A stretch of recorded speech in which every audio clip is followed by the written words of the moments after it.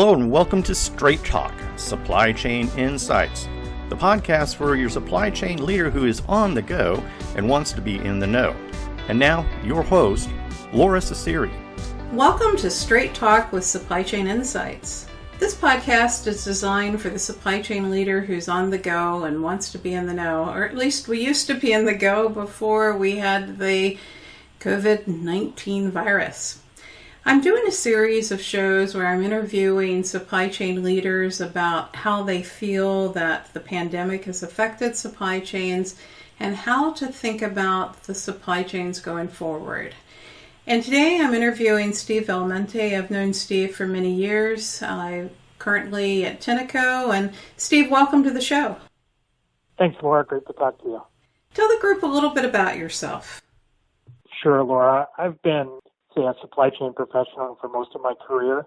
Started my career at Ford, and actually that's where I first learned about the supply chain. I was surprised when our assembly team told me that we could save more money by shipping a product differently than we could at re-engineering it.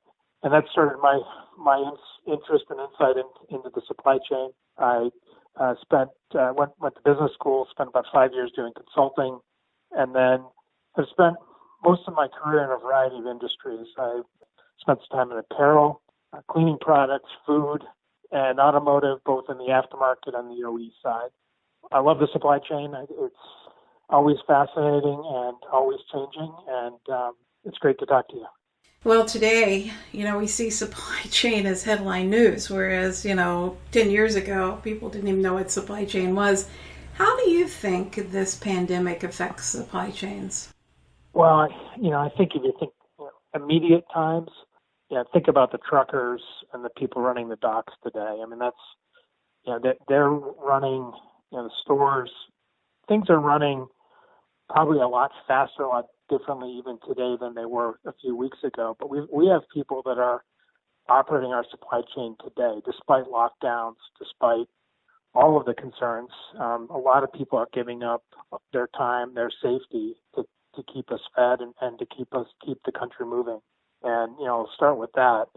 I think about our schools, and my kids came home last week, the younger ones with laptops or Chromebooks that they didn't have ever. They had them in school, but not at home.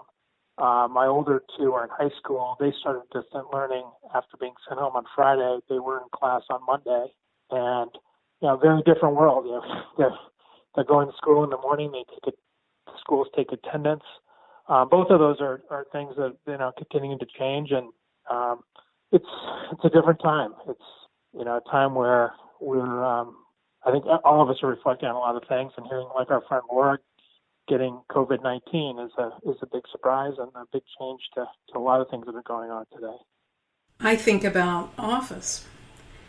With global warming, one of the things we're seeing is we don't have as many vehicles on the street, we don't have as much air pollution, and we have fish, in the canals in Venice, and, I think that we will be far more open and embracing of work at home. What do you think? Oh, for sure, Laura. And I think as you talk about, what we're used to today, or what, the planners of the world, you talk a lot about, the supply planners and, systems that support that. Think about the shock to the demand signals that they've seen. And, whether you're a gas station, I probably drove 2,000 to 3,000 miles a month for the last 18 months. I think I've put about 30 miles on my car in the last month. Thinking about store replenishment, things shifting from industrial packs to consumer packs because people aren't going to work. They're not going to restaurants. They're eating food at home. There are a lot of things that are, going to change. And the question that I would say is, are these permanent? The demand for cleaning supplies, clearly there's a spike, but one can expect that we will be more diligent on washing our hands and keeping things clean, much more so than we have been in the past, as an example. Others will probably be temporary. We will go back to restaurants when we're able to. Now, maybe not at the same pace. Maybe we'll have enjoyed. We've learned to cook again. some of that shift may occur, to at home. There will be a new normal when it's done. The question will be, what is that new normal? Will we continue to shop and do grocery pickup? What's the grocery store look like? Is this going to accelerate not automated carts, but actually a local distribution center that supports shopping that doesn't require you to walk around and push a cart around? I don't think we know, and I think this is a time when the AI tools don't really have any history. This has never happened before, so I think there are going to be a lot of things that are going to require, call it, human intervention and decision making, and things are going to be different when we come out of this, and some of it will be for the good, and like you said, the environment, pictures of the skies in China. I don't expect the blue sky will continue at that rate, but it will likely be different as things goes forward. Well, Tenneco is a major supplier to automotive and after parts. Can you describe what you experienced with supply and supply chain as we had the Wuhan shutdown and what you saw in China, and then take it across the world and what it meant to global operations? I can just talk about the automotive industry in general, and my observations as we hit with the issues in Wuhan initially and the shutdown of the China supply network. There's some benefits of coming out of the Chinese New Year where things had been shut down anyway, so products were positioned to support a shutdown period. But the delay from February 1st to roughly March 1st, when the plants were fully back up and operating in China, you can imagine that 30 days, which is hitting about now if you had put that product on a ship, would have affected the international supply chain, whether it's an electronic module that goes in a GM pickup truck or a steering knuckle that might fit on a replacement part for a BMW. Those parts flying from China aren't here now. They weren't shipped during that period. So I think there's one element that says we would have had some disruption whether or not the coronavirus hit Europe or North America today. But then you add to that, what we're seeing now and the lockdowns and the shutdowns. This disruption, it's not only affecting the flow of goods, but not a lot of people buying cars today, not a lot of people worrying about replacing parts today. I think the recovery of the supply chain and network is going to take quite a bit of time. And I think even in China, where, missing one part can shut down a production line, despite the plants being back up and running, not everyone is at the rate that it was. Not all the people are back. So they're even seeing things not pick up at the rate that they might have expected otherwise. But automotive, a lot of complexity, a lot of you can't just change a supplier, and the certification or the safety testing or the extra checks that go into a new part on a new car, that takes time. And so, alternate supply, unless those suppliers were already validated, that's not going to happen short term. So disruption, I would expect, is going to continue in the automotive supply chain for many months to come. So, Steve, I had a call from the press the other day, and they were talking about luxury apparel. And they were talking about luxury apparel supply. And I said, I want to talk about luxury apparel demand. Because my fear is those factories in China, when we bring up the sew and the kitting and the gray goods, that they're going to be making products that we don't need because we're just not reading demand signals. And then I had a conversation with you around how do we prepare the supply chain today to align and synchronize with the new demand normal? How do we sense the shifts in demand? How do we rationalize materials?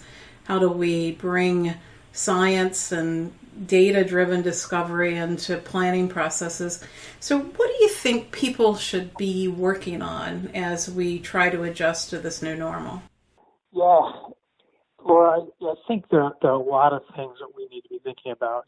One, over the course of the last 10, 15 years, the automated replenishment systems and how we run our distribution centers and factories have been tuned up on a steady demand and a normal demand, whether it's with apparel, seasonal line set, thinking about that supply chain, decisions that were made many months ago on what was going to ship for spring. And, those plants are tooled up, or the fabric's been purchased and cut. And that product's going to flow in regardless of what the orders are going to be or the demand is going to be. So that's one challenge. And I can only imagine what's going to happen, with that extra set of goods. Is going to flow into next year, possibly. There's a lot of waste, obviously, that's going to occur with that. As we think about our normal supply chain, call it our demand-driven supply chain, and not luxury apparel or seasonal apparel, what I would imagine is we're going to have to maybe take back control of some of the systems and not let the bullwhip. If you imagine what the response signal would say based on the toilet paper consumption at your local supermarket, you might end up having 2 or 3 truckloads backing up in a couple of weeks to replenish that demand. We don't really want that to happen. So I think it's going to require people stopping some of these automated systems for a while, thinking about, okay, what should our forecast signal be for the fall, assuming everything gets stabilized? What should we use as history for our demand forecast or for setting our inventory targets? There's a lot of things that we've grown accustomed to letting the system do the work, albeit not certain that our planners really understand how those systems work or even have been trained on how they work. But assuming that they have been, or at least that they're working, they're not going to work the way they have been for the last years, several years, or many years. Somebody's going to have to step in and realize that these are major outliers. And what we sold last month, that flavor of or scent of hand sanitizer that was a bomb, probably still sold out. We should celebrate that and not replenish it. And I think it's going to take some hands-on work to make sure we get back in control and don't let the bullwhip whip us around and end up with stuff in the wrong place or the wrong kinds of things running through the supply chain that aren't needed. And I personally think this is a time to really go after simplifying the portfolios. People have talked about that. How many SKUs have been added in the last 10 years? Maybe for the next 6 months or a year, we need to look at simplified portfolios. Let the plants make the A items. Let the supply chain settle down a bit. I think we also need to take some time to clean up our data. And people are somewhat idle right now. They're not commuting every day. Let's put them to work. Let's keep them busy. Let's clean up some of the manual reports and help automate them. I think there's a lot that can be done. And as I said earlier, we don't know. We don't know when things are going to come back. We don't know what things are going to shift. But what we do know is that that we've got a lot of talented people and highly talented people, and with their mind set to what getting things back under control, I think we will see things come back under control pretty quickly. Well, I think that, tight integration of supply chains to history is going to drive people right over the cliff, though, of profitability. We're going to make things we don't need, and I see that we've implemented a lot of systems that don't necessarily give us good answers. And I know you've been working on material rationalization and inventory of spare parts rationalization. Can you tell the group a little bit about that work? Yeah, we were doing some work at Tenneco looking at just our foundational material planning processes.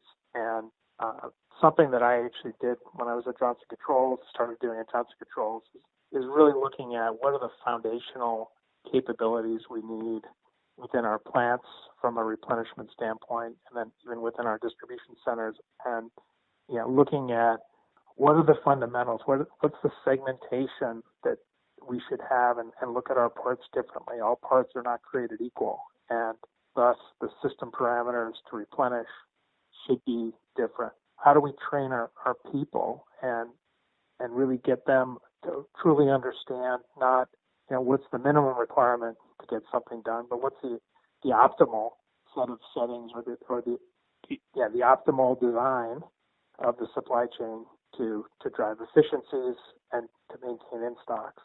And so, my experience of late has been, a couple of things, and this ties to work I've heard or seen that you've done, Laura, where our planners have not been trained or have been thrown into a job and maybe don't understand how the systems really work.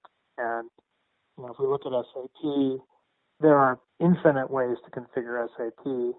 Many of them will work, but you ideally need to have a standard and define a consistent way of doing things in order to be able to replicate and drive consistent performance. And so, getting the training right, defining what the policies are and how you're going to replenish, and then focusing the planning organization not on the firefights, but more on the exceptions where things fall outside of a rule set for a given segment, and focusing on either adjusting parameters on the exception base, or potentially if something new shows up, identifying a different kind of segment or a different way we might want to manage that exception to help things run consistently going forward. Well, thanks for joining the show today, Steve. Anything else you want to share with the group as people think about the recovery? Well, Laura, number one, I think, like yourself, we all need to stay safe. And, I encourage everyone to use this time to maybe do some training that you wouldn't have had time to do before, to learn some new things, to listen to podcasts and brush up on things that we maybe haven't had time to do. I know I'm enjoying talking to people. I think, a lot of people, we don't have our face-to-face interaction. So, keeping in touch with old friends or people in the industry is, this is a good time to do that. And it's also been a great time to spend with family. And, there are positive things that will come of this. And if it's just my ping pong game that gets better, that'll be a positive. But I think a lot of us are spending time doing things that we probably needed to be doing in the past and are doing more of in the past. I would hope that when we come out of this, we're going to maintain some of the things that we've gained through this tough time. Well, we're definitely living in a supply chain case study. Thank you, Steve, for joining the show today. Until next time, may everybody stay well, and we hope this helps you to rethink your supply chain and your recovery. All the best.